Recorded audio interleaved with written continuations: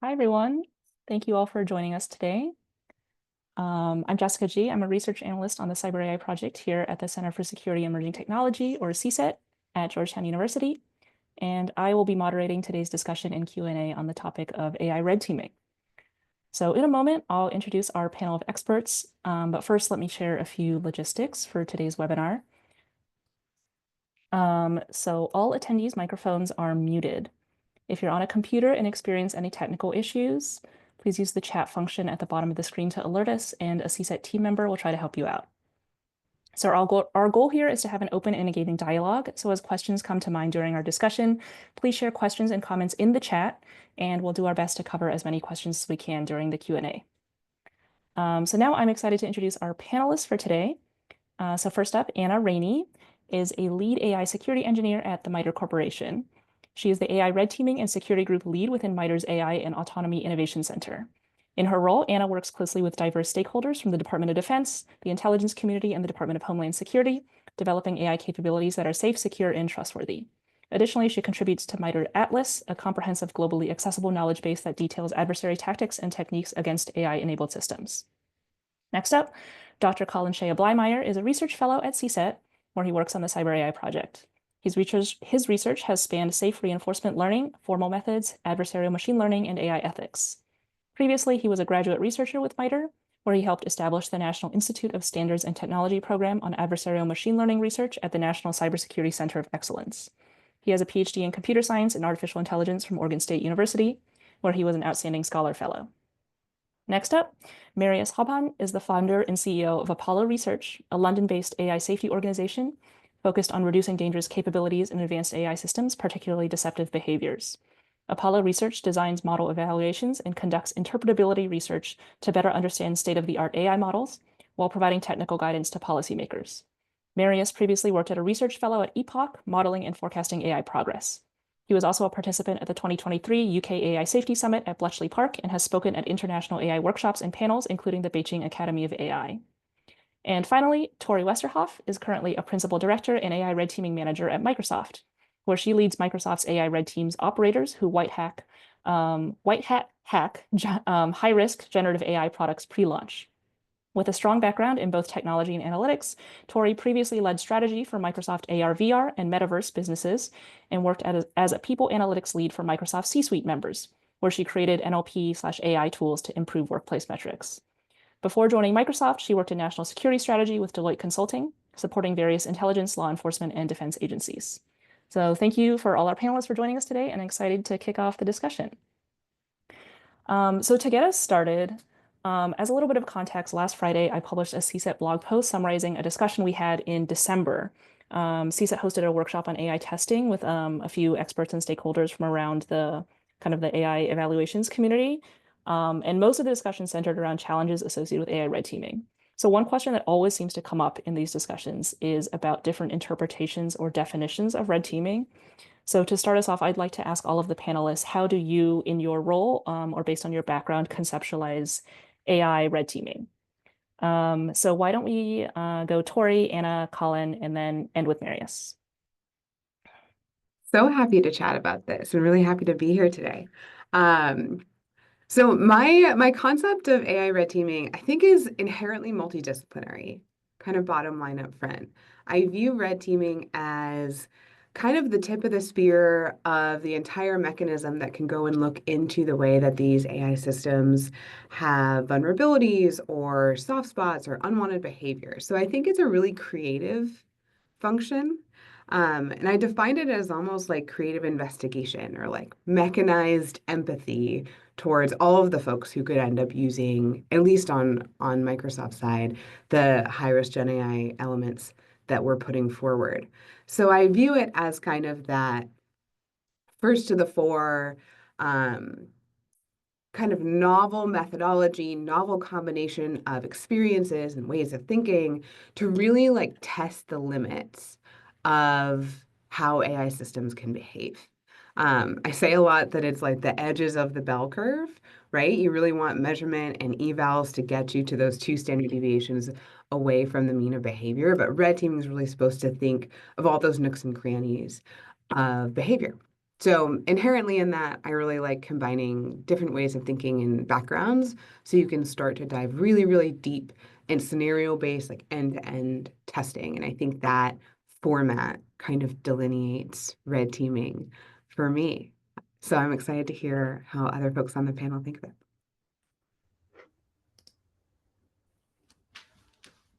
Awesome. Hi, everyone. I think at the core, I agree with Tori. Definitely, like when we talk about testing those limitations, I really like that. I think the biggest difference where I'll talk about how MITRE and FFRDC, federally funded research development center, mostly kind of working with different government agency sponsors, how we view red teaming. And again, I think it's very different because where Microsoft and MITRE, kind of the difference between them. So for MITRE, we define red teaming as an exercise-based investigative process where we simulate attacks on AI-enabled systems. Again, similar to identify vulnerabilities, test detection and response mechanisms that are currently in place, mitigate any potential exploits, and then, with the overall goal to improve the security posture of the AI-enabled system. Where we take this is that we're typically red teaming systems that have just been acquired or that are near operational use or already currently in operations. So for us, red teaming focuses on red teaming, right? The actual system, the use case, the stakeholders using it, and the whole operational environment surrounding it. Thanks. Hi. So I think I would agree on the core points again. I think that AI red teaming is at its heart sort of an interactive and iterative process of exploring the sort of jagged frontier of an AI system's robustness. And I think where that sometimes gets confusing is when that frontier includes the capabilities of that system, right? And so I think sometimes AI red teaming and capability elicitation, can this AI system do XYZ, generally speaking, right? I think that these two intersect in sort of a weird way where it's not quite clear if some sorts of capability elicitation count as red teaming or not. And that's something I'm interested in talking more about. And Marius, I'm hoping that you might have some insight there as well. But I think, yeah, it's like this comes into play when we're exploring the frontiers of what the system can do. And if somebody says, if like the model card says, this system is really good at math, right? At writing proofs. And then I find this, this area of robustness that it fails at being able to do proofs. That's like one side of red teaming. And then the other side, of course, is like the positive side of like, they're like, oh, this thing will never be useful for creating like biological weapons. And then I find my way around some guardrails or I just prompt it in sort of a clever way and get it to actually produce like, some convincing information. Maybe that counts as a success as a red teamer, where you have successfully elicited some capabilities that the model card might have said shouldn't be there or wouldn't be there. And so there's degrees to which I feel the term AI red teaming is still a little bit muddy. Yeah, so from my perspective, I'd say definitionally, red teaming is always a little bit of an adversarial process and interactive. So by adversarial, I mean you're really trying to find the weaknesses rather than like just measuring average behavior. And so I think like one of the key differences between sort of standard evals and red teaming is the adversarial aspect. And then the interactive element as well is like you like don't build the red teaming first and then run it or something. Like you actually have to have a system that already exists and then you red team that system. So you interact with that system, you go back and forth, you try to find the weaknesses.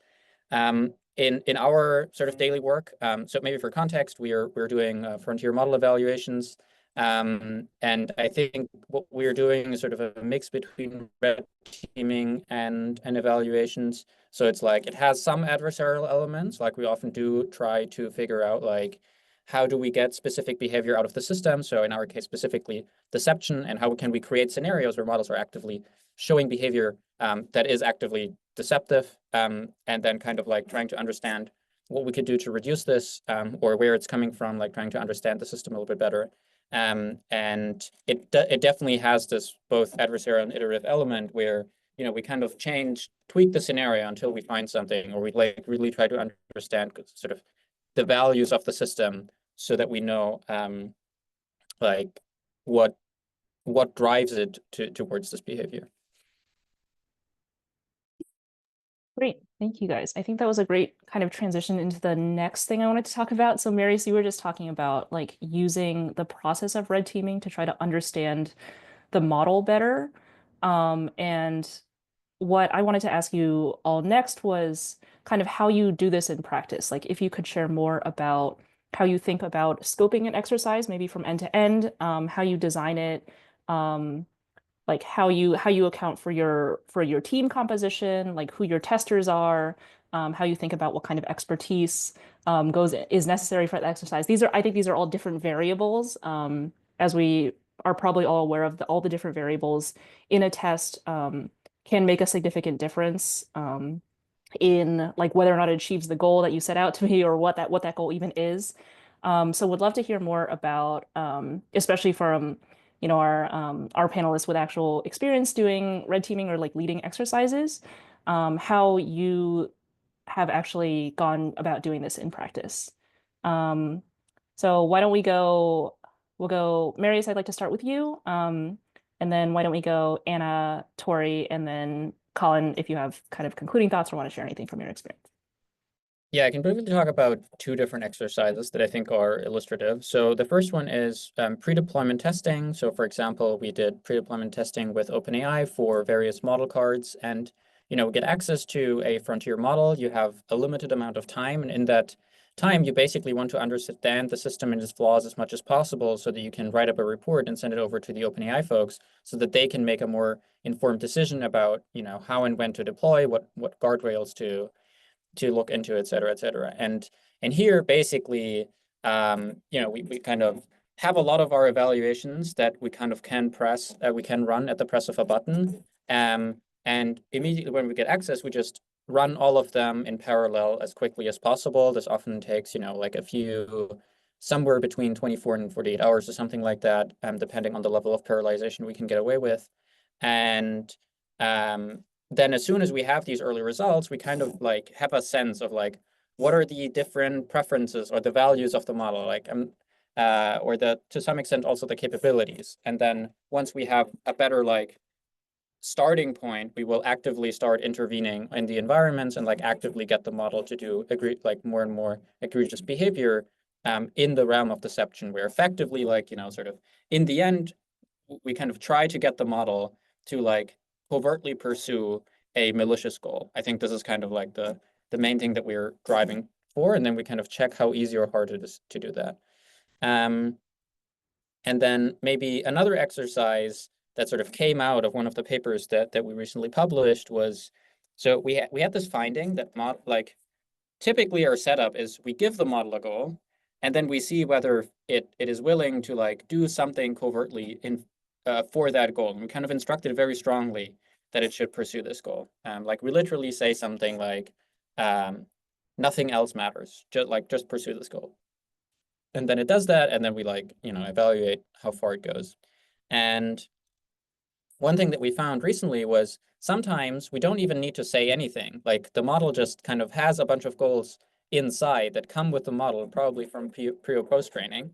And we're trying to understand, well, what are the things that it cares about, and how can we like nudge it in particular directions to like kind of back out the constitution of the model or back out the values of the model. And so this is sort of also a red teaming process where you generate a hypothesis of like what is likely the goal of the model here. Then from that hypothesis, you make a couple of scenarios. You look at the outcomes of the scenarios.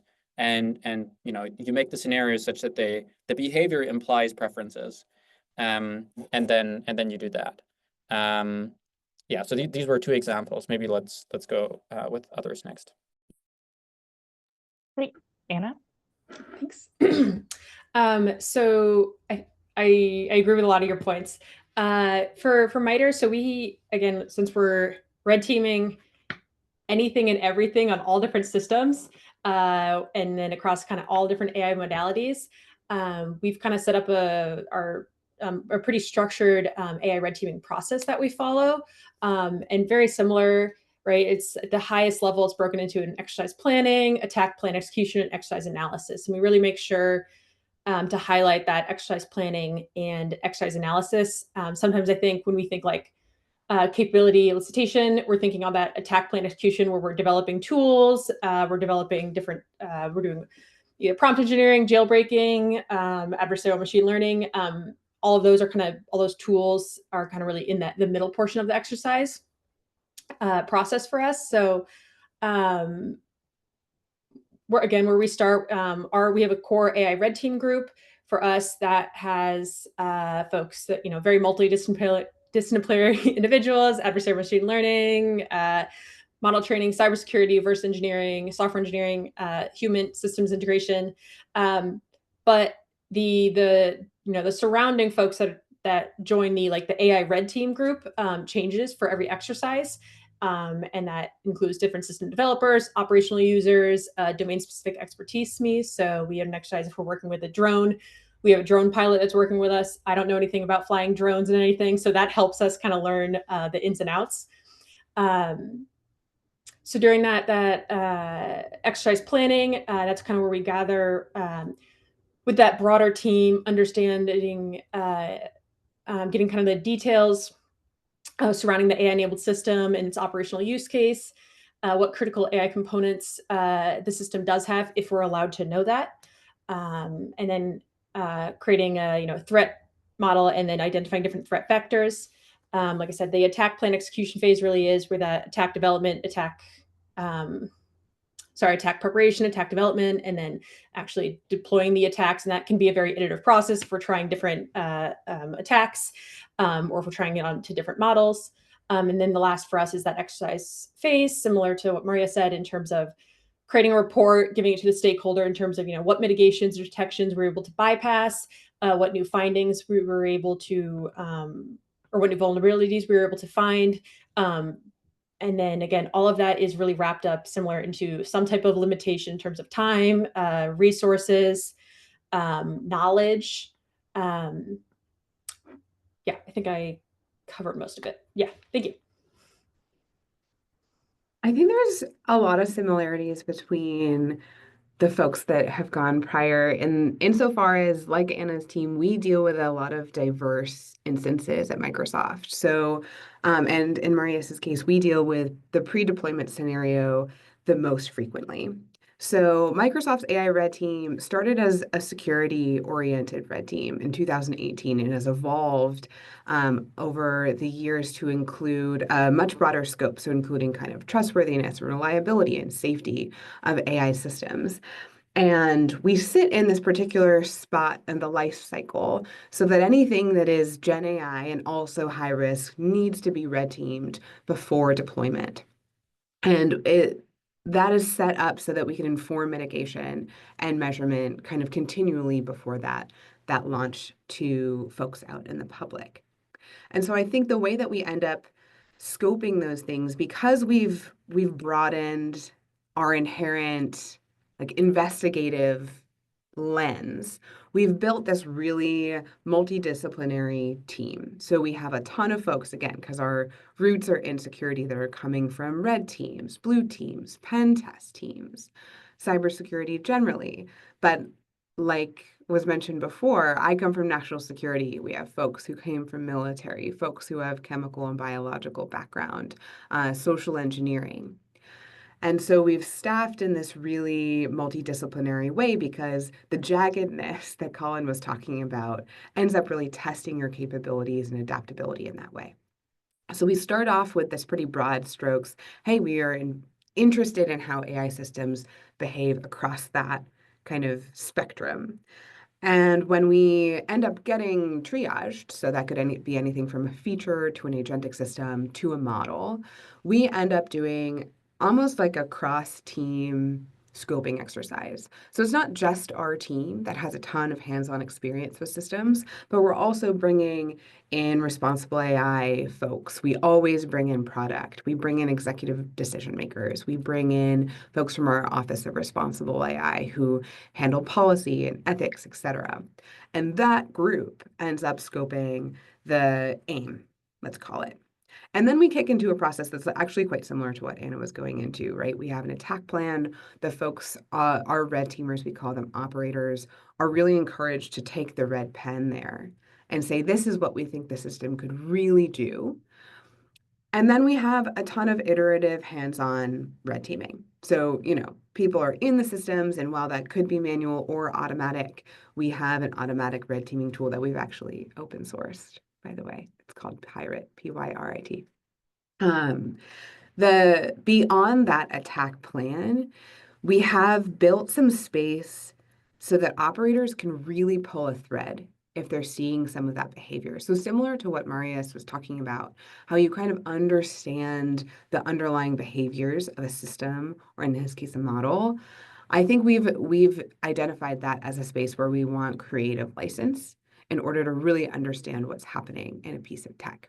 So there's a attack plan. There's also kind of this additional assessment within testing. And then that all accrues into what is a pretty formulaic report. We've really tried to standardize so that folks are exceptionally clear about what we're saying internally. We have an ontology on how we report those things so that across that, that multi-team kind of board and crew that I was talking about that helps scope, they're very, very in tune with what it means when we have a finding that could be like a critical security vulnerability or potentially a reliability or safety harm. And that goes into kind of this executive decision-making board, but it also really informs product for mitigations. So we work hand in hand throughout that testing period. So at the same time that that report goes up to an executive board, we're also trying to create skills of product-led red teaming at the same time as we're integrating with them iteratively throughout that process. So I think generally there's like an art and science theme to that approach. We've structured as much as we can, but we know that systems and models can always surprise us there. And that's part of the reason why we really lean into the multidisciplinary element. This is great. I think there are some really interesting, perspectives here. I want to bring my perspective in from mostly interacting with red teaming in the competition environment. AI red teaming competitions have been a great way, I think, of getting the public engaged and to a degree educated about the vulnerabilities in AI systems. So I've been involved at DEF CON, the GRT AI red teaming competition, NIST, and Humane Intelligence red teaming competitions, among others. Seeing, there is, I think, like quite a striking difference between how red teaming occurs in an organization, like all of yours, and what is happening at competitions, right? There's much less standardization. They rarely have automated evaluation tools like Pyrit or anything built on like the UK AI Safety and Security Institute's Inspect framework. Although that was attempted at DEF CON last year. There's a sort of, I think, a much more personal and direct like route to how people are thinking about harms there. So my experience at DEF CON was literally, just how would a failure of the system sort of most directly affect somebody? And I guess I was thinking about immigration law at the time, not for any particular reason. I'm no expert, I just it was in the news, and I thought to myself, okay, so can I trick this model that's not supposed to give legal advice at all into giving me like really false legal advice about immigration? I feel like that would, I was thinking about the competition, I was thinking about the harms, and I was thinking, yes, this would be like a really obvious or a really damaging failure mode for the system, is to give me false legal advice about immigration. And so sort of role playing like a position where a failure mode could cause a lot of harm. And I saw, stuff like this pretty routinely across these different competitions, which I thought was interesting. The ability for competitions to bring in people who would not normally have a voice in these in red teaming, certainly not at an organizational level, because they don't consider themselves as technical contributors, right? But they can have like a really low stakes engagement with this technology, and just stop by or sign on to this web app and try, is something that I think is it's interesting, I think, from a perspective of how are people interacting with this, but then also what can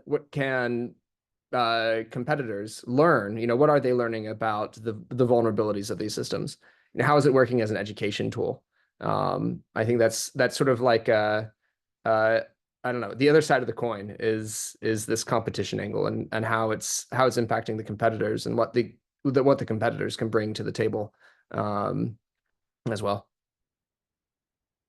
Great, thanks everyone. Yeah, I think this topic in particular on like different modes and how different organizations kind of structure their exercises, I think we could probably talk about for a full hour.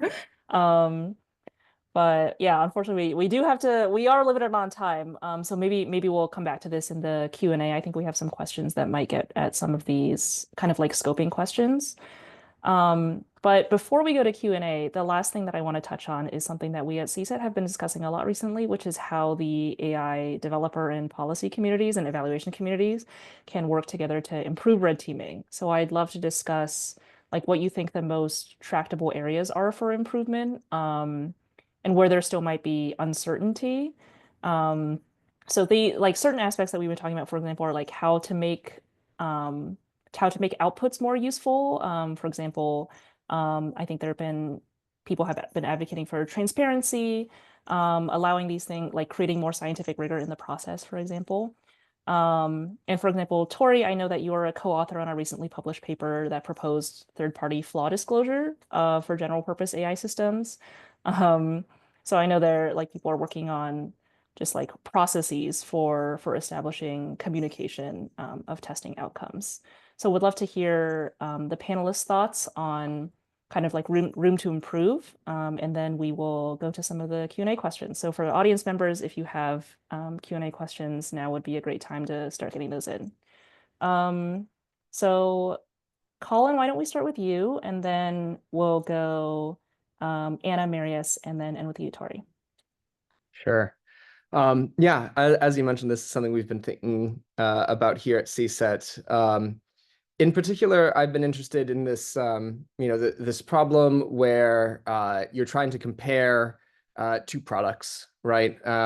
Maybe you're trying to requisition an AI product. You're just trying to decide personally which one to use, and you see that product 1 was red teamed by red team A, and product 2 was red teamed by red team B. And product 1 fails in some way, some incident gets reported, and you're like, okay, so what's the likelihood that product 2 is going to fail in that same way or a similar way? And what you have to go off of is, what the red teams have reported, right? I think that right now it would be really difficult to come to any conclusion about the performance of product 2 based on a failure in product 1 and what the 2 red teams have said about what they did. I think that the sort of the public reporting, the standardization of the process, and just sort of what information is being reported, or routinely being reported by different red teams.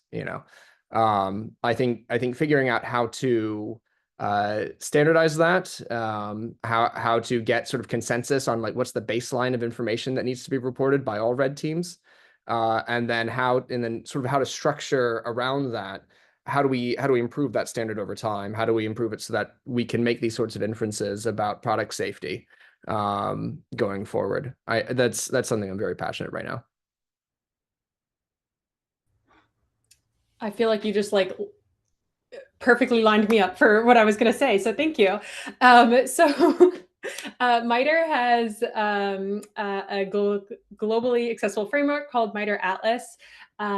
If anyone's familiar with MITRE ATT&CK, this is kind of the sister framework. Atlas is adversarial threat landscape for AI systems. Here we look at tactics, techniques, procedures across all the way from reconnaissance to what's the end goal impact we're trying to make, or the adversary is on AI systems. And the reason I bring this up is there's an entire section dedicated to case studies, whether it is incidents out in the wild or red teaming exercises. So I think a big thing on improving red teaming is, like you said, getting it out to the community, if possible. How much you have to bring it down if you're not able to share specific things, but community sharing of the data and the knowledge on these AI vulnerabilities and the risk mitigations really does have the potential to drastically accelerate the security and trust for the supply chain for both industry and government. With these case studies, again, you can add your own big kind of like looking at how other people are doing them. They allow you to kind of talk, like, sorry, I'm thinking of, you can kind of choose different personas. Like I said, we talked about maybe you're just the model developer and you want to do it. We've all talked about, we each have different kind of like our red teaming approach is very different, and having this these kind of case studies that allow you to tailor it to how you seek red teaming really allows that flexibility. It also allows, if you showed that you've created a new, let's say, technique or tactic that we don't have in Atlas, you adding a case study and showing that worked allows us to add to our entire framework, which is really helpful to kind of for the broader community of seeing what's out there. The second thing, I'll give a shout out to one of my colleagues. He has a really great quote that he kind of always says is, don't break down the front door when the back window is unlocked. In that sense, I think we, as a lot of us as engineers, researchers, love to create the newest like jailbreaking or adversarial patch that's really hidden and like super cool. But we have to remember that maybe a lot of these systems are probably easily breakable with very simple like problems, right? There was a case study we talked that's from when there's Math GPT, right? When like the big LLM boom that basically, and this is in MITRE Atlas, that they were able to just, write a while loop basically, or say, hey, Math GPT, create a while loop, or, a function that always returns true. And so it gave a while true and it runs it to get the answer, and it shut down all the servers. It just crashed everything. And again, this red teamer, or, is a red teaming exercise, and he was continually messaging folks and saying, hey, I see this vulnerability. Let's fix this. He wasn't trying to do it maliciously. But it's examples like that, having it out in the open, that's what allowed us now in the last year and a half as like an entire AI security community to start creating these guardrails and put them in place. Thanks.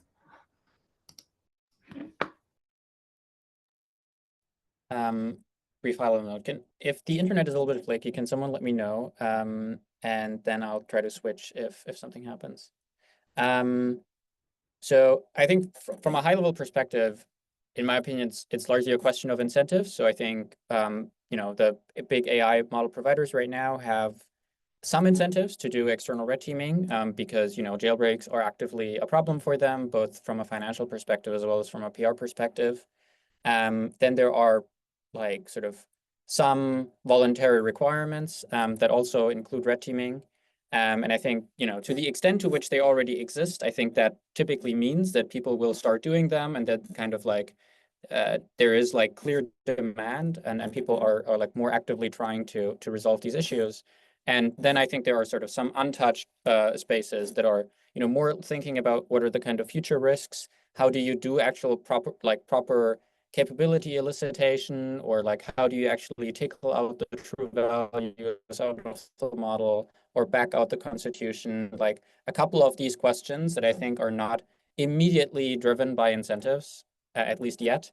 I think these are the things where you have all of these low-hanging fruit of things you could do, and then like like drastically improve the landscape of red teaming.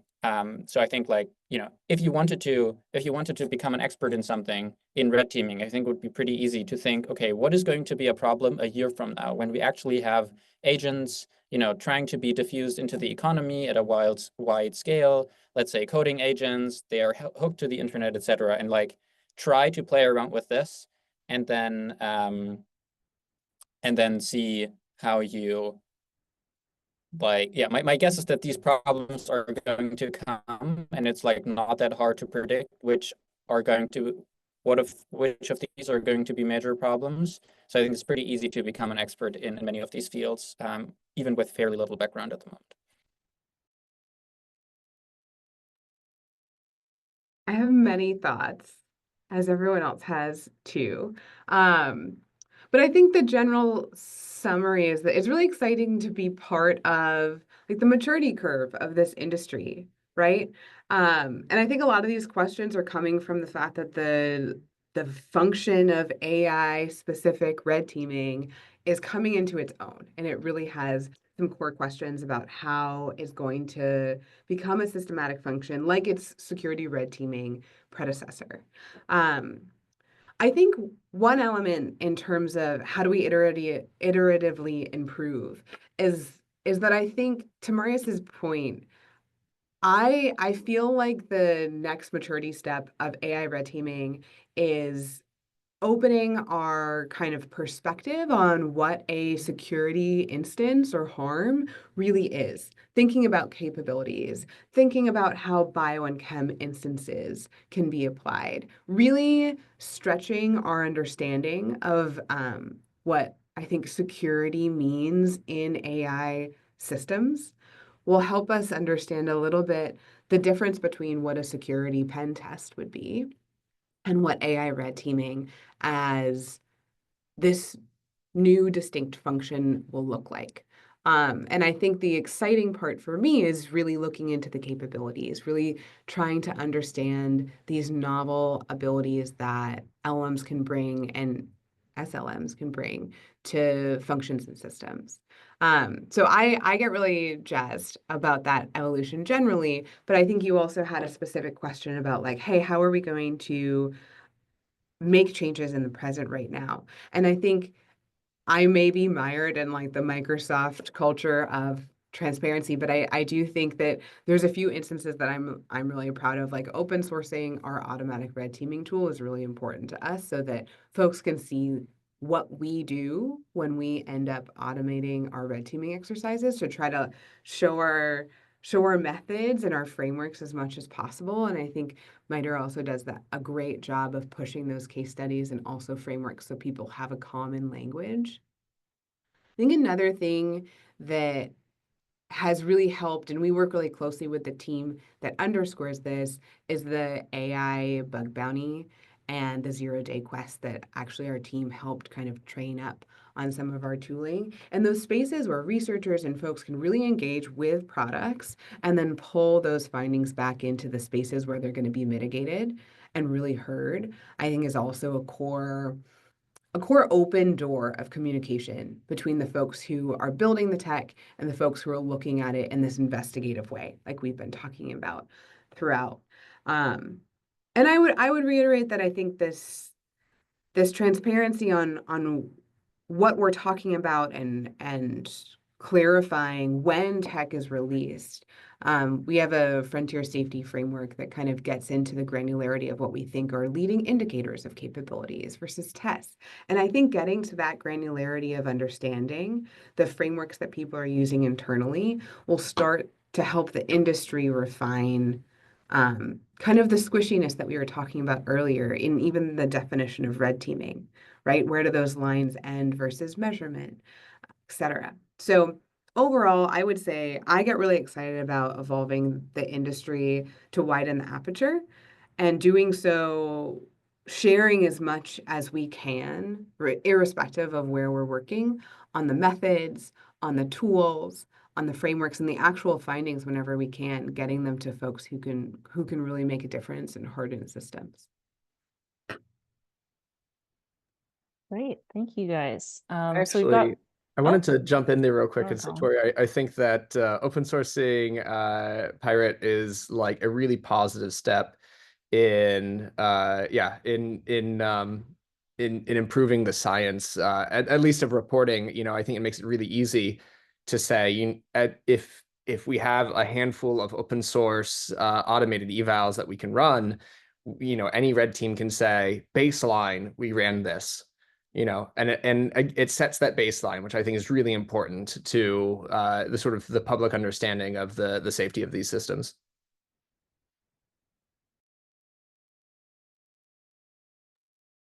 Great. Okay. So thank you guys. That kind of concludes the main questions that I wanted to ask during this section. We have a lot of stuff in the Q&A. I'm going to try to do my best to group them into themes. We will unfortunately not be able to hit every single question, but we'll do our best to at least touch on like the major topics that are coming out in the Q&A. So the first one is I want to go back to the questions about scoping very briefly. I think we had a couple like definitional questions that I thought would be interesting to get your views on. So a few questions about kind of like what the objective of the exercise is. So there was a question about how red teaming is different from penetration testing, and I think this ties into another question about whether or not red teaming exercises are targeting specific harms. I noticed when you guys were responding to the second question, for example, Marius, you were talking specifically about how Apollo exercises are looking for basically deceptive behavior. So you have like a very narrow scope as compared to, Anna, what you were mentioning, what MITRE targets.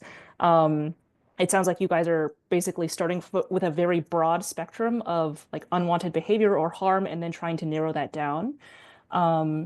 So are there any like specific harms or like priorities that you can share during testing, or any more detail you can provide on that?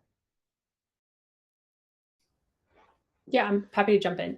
In terms, so for MITRE, in terms of kind of the harms, you're correct. You know, we look, again, it's really sponsor and system specific. And in the use case, there are going to be risks that might be identified that are completely out of scope because we're focused on this specific piece of it. But in terms of, you know, that broadness, we do focus on, I think there's another question on, someone's talked about how do you, I think, define risk here. And so our impacts or kind of our harms, we base those off of risk, severity, and likelihood. We can kind of get severity based off of, you know, using the red team's knowledge and the stakeholders and users of kind of, if this attack went through, how severe would it be to the mission, to the end goal, to the users, to the operational users if they couldn't use that piece of the system or was giving a wrong response. And then likelihood, that kind of comes into based off what we've already kind of seen, either from academic papers, how well this technique works, from other red teaming exercises that we've done and what we've seen, you know, other red teaming groups do. So bringing both those together allows us to kind of see what type of harm is going to be most critical to kind of shut the mission down to a point where it's kind of a go, no go with this operational system. It needs to go back to, you know, development and it's not ready. Marius? Yeah, I also quickly want to hop on here. So to answer the previous question, so I think So we are focusing on a very small part of red teaming overall. And I think, like basically we decided to specialize in a particular thing. This is not a value judgment about what everyone else is doing. Obviously, I think everyone else, like it's good that there is an ecosystem and that different people focus on specific things. The concrete harm that we have in mind is loss of control from like agentic and autonomous AI systems. So I think this is targeted a little bit more into the future, not necessarily current systems, because I think they're just like not quite capable, like not quite there yet. But the kind of thing I have in mind, eventually I assume that we will have AI agents that are able to solve tasks that would take humans months to do, and these agents will run on some server and they will do that 24/7, and there will be fairly minimal oversight from humans. And obviously there are a lot of failure modes you can imagine from these kind of systems. This could be cybersecurity things, this could be like lack of oversight. We don't really know how this kind of long-term deployment develops, and like there are just like a lot of open questions here. And so we are really trying to understand these risks before we kind of experience like them at large scale in the real world. We kind of want to prevent the harm before it comes. So these are really the risks that we're focusing on primarily. Does anyone else want to kind of jump in on how you think about like scoping for harm and risk? I think we have several questions along this line. Yeah, I know it's a difficult, outstanding question. Tori, do you want to jump in? Yeah, I think this actually relates in an interesting way to the definition of red teaming. So I will say, at least in the way that we operate, our scoping of each operation on each tech surface is super custom to what that piece of tech is. Like I said, we have this really vast diversity of the types of things that we're actually red teaming. And so I think we're not just thinking about the way that a system or a piece of tech works or a model is operating or how it's trained. We're also looking in where that's actually going to be in society or customers or people, and how those folks are going to be able to interact with it. And that I think is quite core to scoping the types of harms that we would list. And it's why you would see for each and every operation a really different set of prioritized harms or vulnerabilities that we've said, hey, these are the big things we're most curious about. Like I said before, I kind of feel like measurement and evals get you a couple standard deviations away from the mean. And so that means that the Microsoft AI Red Team is really focused on a few high priorities. And within that, I think the capability set is certainly one that is growing ever more as like a concern of a TTP, right? Like that focus of a TTP. And so I would say that in that customization of the scope, it's really important to understand all of those factors, and also to know that red teaming and the way that we sit, it operates as like an indicator light, right? We're not the full workup. We're not the mechanic. We really want to draw attention to some types of system behaviors or general capabilities that we think could lead to an underlying vulnerability or underlying behavior set. So in terms of harms that we're looking at, I think that's how we would end up scoping it. And it's across that really broad spectrum that I mentioned before. In terms of how it differs from pen testing, I actually think that we have like the spirit of pen testing in our team. It's actually a little bit of kind of that hack till you drop culture. I just think that the types of questions are potentially different. And maybe the TTPs are like your end goal are a little bit less mature in their set, right? So in pen testing, you really have specific aims in a specific tool set. And like I mentioned before, we're on this immaturity to maturity curve. And I think our tools and our actual end goals, to Marius's point about how these capabilities will evolve, are growing with us. So I think that's also one of the deltas between pen testing and AI red teaming, that we're making up the tools as we go, as the systems evolve so rapidly, which is a slightly different feel in industry and function. Great. So we have kind of a cluster of questions that I think get at the kind of the other end from scoping, when you're done with the exercise, what do you do with the results of the red teaming exercise? So these are kind of like what happens if you find a dangerous behavior? Is it possible to build guardrails in response, especially for maybe this is like a novel capability if you're working with frontier systems? How do you report risks or results to stakeholders? And basically, if you are working, say you're working within a development organization, how do you decide like which risk to prioritize and which to like actively build guardrails against, which to, maybe put on the table, be like try to quantify better with future testing, et cetera, et cetera. Marius? Yeah, I can get started. I have a couple of thoughts on this. So first of all, on the like reporting. So I think first and foremost, given that all of these are voluntary efforts, the result is like information for the person or like the partner we're working with. And this typically has the form of a report, and then we'll have calls with them, and there's some back and forth on like, what this actually means, what they should be doing, et cetera, or like recommendations, obviously, that it's for them up to decide whether they actually want to implement it or not at the current stage. Then with respect to report, like, and I think everything else is like kind of to be determined, because there aren't really any clear rules or standards or norms around this at the moment, at least in the kind of like frontier testing, red teaming kind of things that we're doing. This might be significantly better in other parts of red teaming. But like there's currently, for example, no clear rule of how to engage with governments if we find something that is very concerning. So far, we just didn't run into this problem. But at some point we might, and then it's unclear what to do.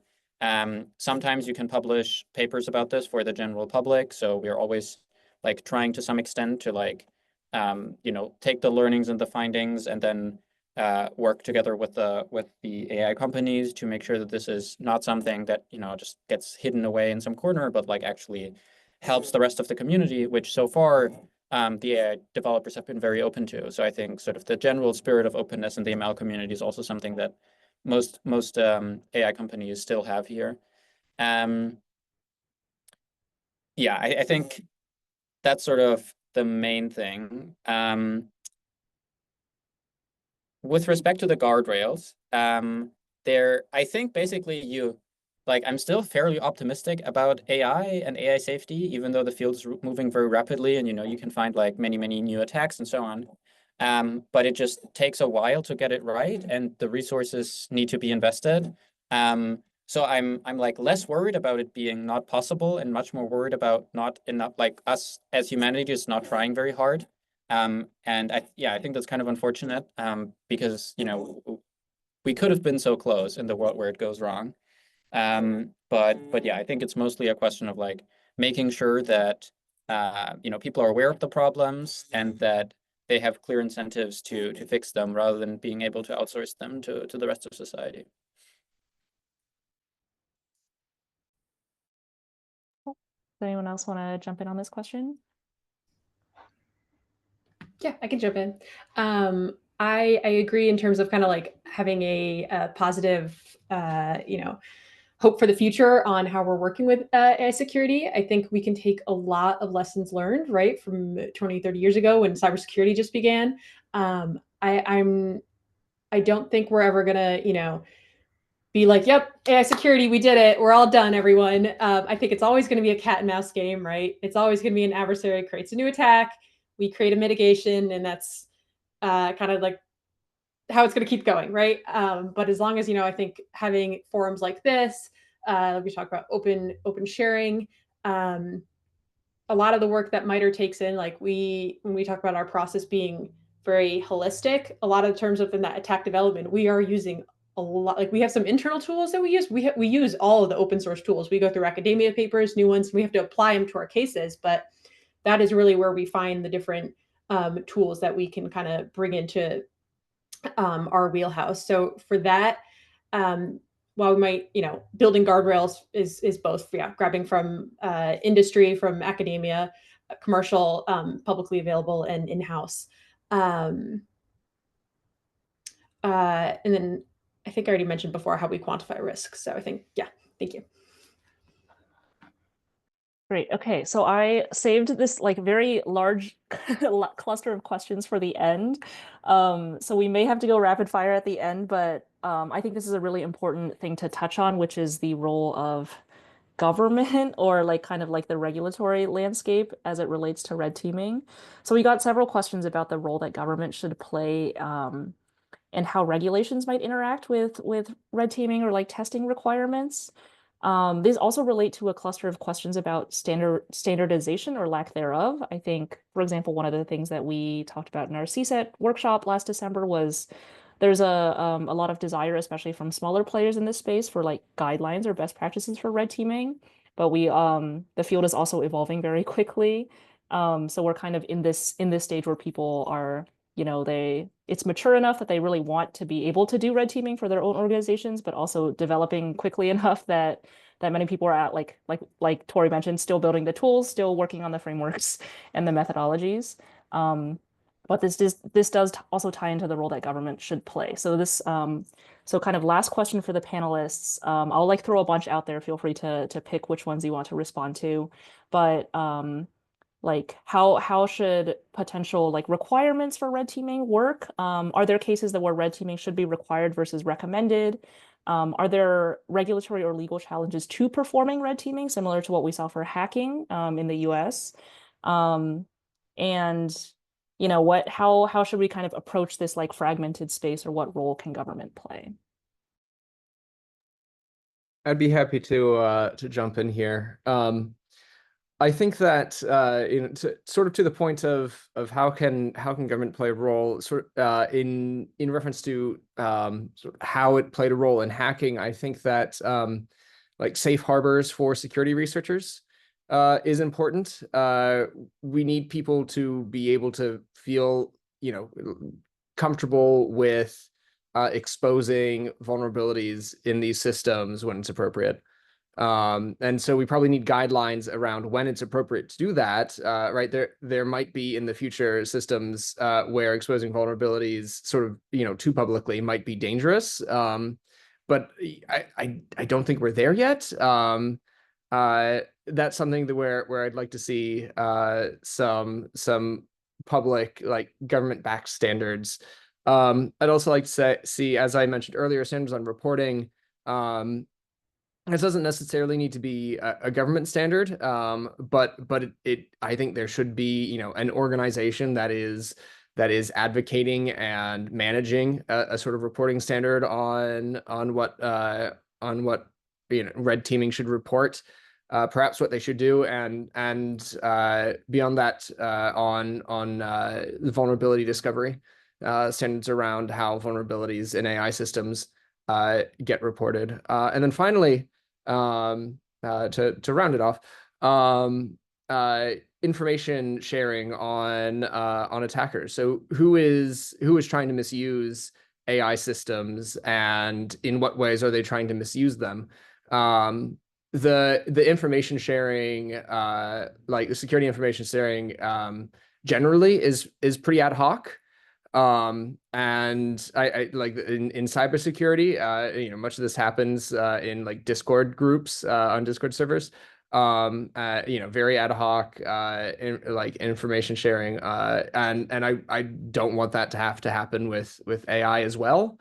And so it's maybe like getting setting standards and regulations around what information can be shared in what forums when around AI could be, if we can do that now instead of like 20 years late, seems like a good place to start.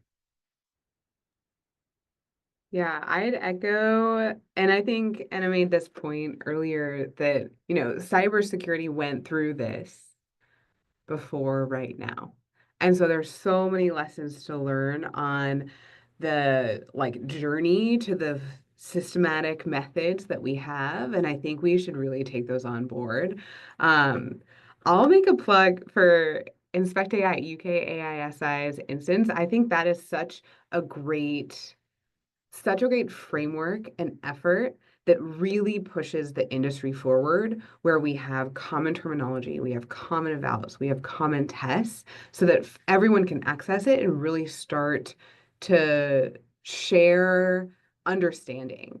Because I do think that like understanding across the industry almost needs to be that half step before codifying into regulation, or these terms aren't necessarily going to all mean the same thing. And so it does mean that we need strong perspectives and tools that are shared across the entire industry and are accessible to all, so that we can start building like our own dictionary, that we really get what we mean when something is put into a regulation.